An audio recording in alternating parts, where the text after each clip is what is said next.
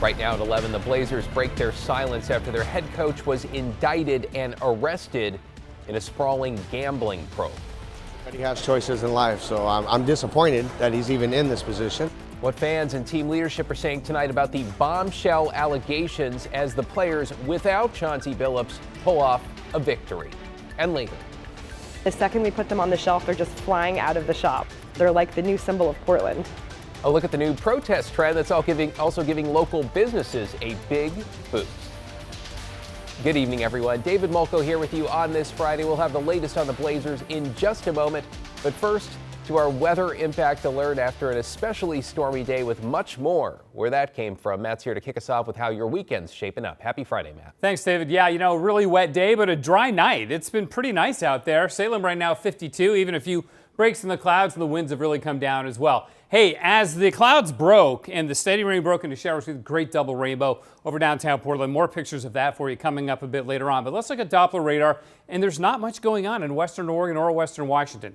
There sure was, but that has shifted on off to the east and to the south. That was our atmospheric river. That has played itself out, and it'll be dry for a few more hours tonight. See, there's really nothing upstream on Doppler radar in the near term, but there is offshore. The rainfall, though, nearly an inch in Portland, our wettest day since the beginning of summer, back on June 21st. Hillsborough, 97 of an inch, and nearly 2 inches up at Astoria. So it really came down hard as all that moisture worked its way across Oregon and Washington. Now offshore, you see this? That's the next storm. And while it's not an atmospheric river, it's a strong area of low pressure that is building right now, deepening, getting stronger. We've got a high wind warning on the coast. We've got wind advisories in the valley and a winter weather advisory up in the Cascades and a high surf advisory along the coast as well. So the weather impact alert continues through Saturday. We'll get some gusts about 40 miles an hour in the valley.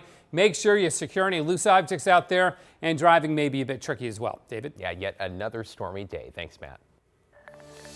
Well, to our top story now, where shockwaves continue to ripple through Rip City, the NBA, and across the country with the Blazers' new interim coach, Tiago Splitter, who just joined the team in June, focusing on the path ahead, he says, rather than the bombshell federal indictment against coach Chauncey Billups. Billups, who the NBA placed on leave, faces charges of wire fraud conspiracy and money laundering conspiracy for his alleged role in rigged poker games, prosecutors say, connected to the mafia. Allegations he denies. Here is Splitter before tonight's game. We got to move forward. We got a job to do. I'm not going to get tired of repeating this. We have a great opportunity in front of us to do a great season with this team, and I'm excited about that. Well, tonight, for the first time, we're hearing from the NBA commissioner and some of the players about the charges against Billups and their impact on the team and the sport. Catherine Cook is live at Moda talking to Rip City fans, but our team coverage begins with Orlando Sanchez and the very latest from the franchise itself. Orlando, what are you hearing? Yeah, David, interim head coach Tiago Splitter saying he found out just like everyone else on the news and social media. He said the vibes in the locker room, not great. And just a day later, he and his team had to get up for a game here at Moda Center.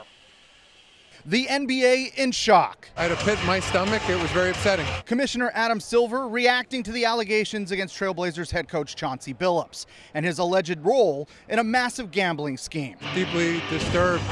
There's nothing more important to the league and its fans than the integrity of the competition. Good evening, basketball fans. In Rip City, Welcome back to the beautiful Moda Center. the show goes on.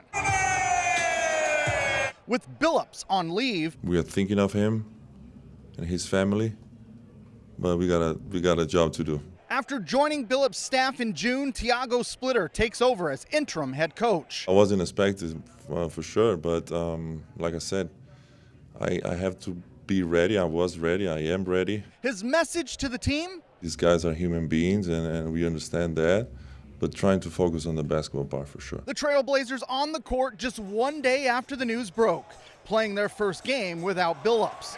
The game plan remains the same. It was like a collective thing that we put together months ago, and we're just going to follow the plan. The Trailblazers going toe-to-toe with the Golden State Warriors, collectively stepping up.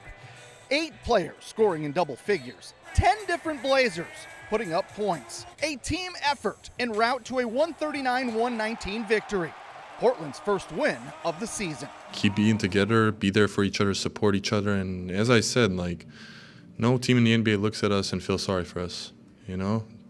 So in the end of the day, you know, we got to do what we got to do. And Thiago now is our head coach, and this is the team, and this is how we're going to keep moving forward.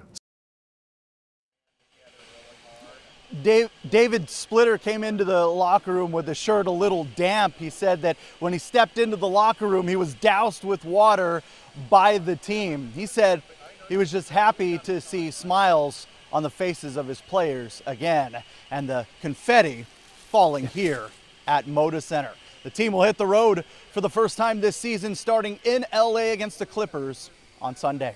David? Yeah, glad they have something to celebrate. Really appreciate your work on this over the past couple days. Thanks, Orlando. All right, let's bring in Catherine Cook now live at Moda. Catherine, to call the last 48 hours shocking is probably a bit of an understatement. I'm curious to know what Rip City fans are making of all of this. Well, David, with Golden State in town, this was always going to be a big game. But tonight, you could really feel the fans' energy shift. They weren't just here to cheer the team on to a victory. They wanted to show the team they were there for them, and frankly, excited for this next chapter without Billups.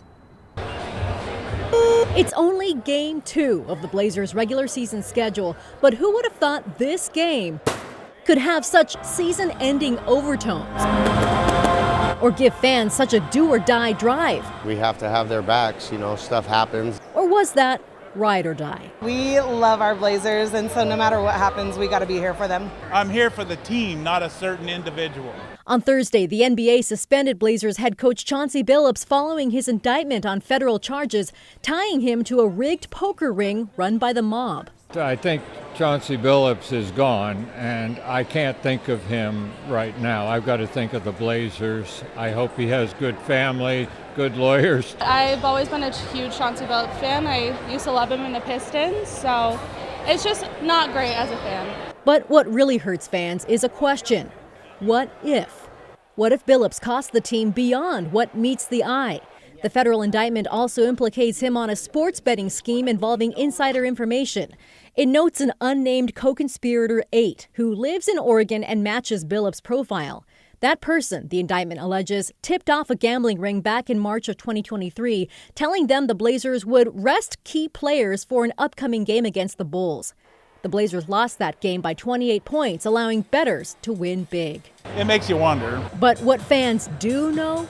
They're just scratching the surface here on both a federal probe and a fledgling season. We just got to push down. It's just like life, and you fight through it. It's go Rip City. I mean, it's what we're here for. We're the heart of it. 2 games down, 80 more to go.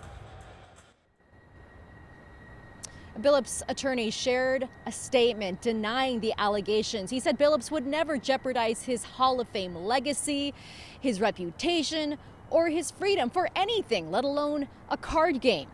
Billups is due back in federal court in New York next month. David, back to you. Yeah, Catherine Cook on the ground at Moda for us. Catherine, appreciate your reporting tonight. Thanks so much.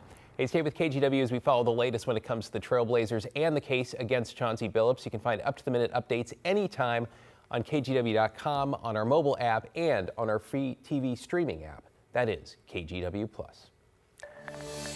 Developing tonight, an Oregon City father has been arrested for killing his girlfriend, authorities say, and then moving her remains with his 15-year-old son now also behind bars. Alma McCarty explains why detectives believe his other teenage son is also connected to the grisly crime.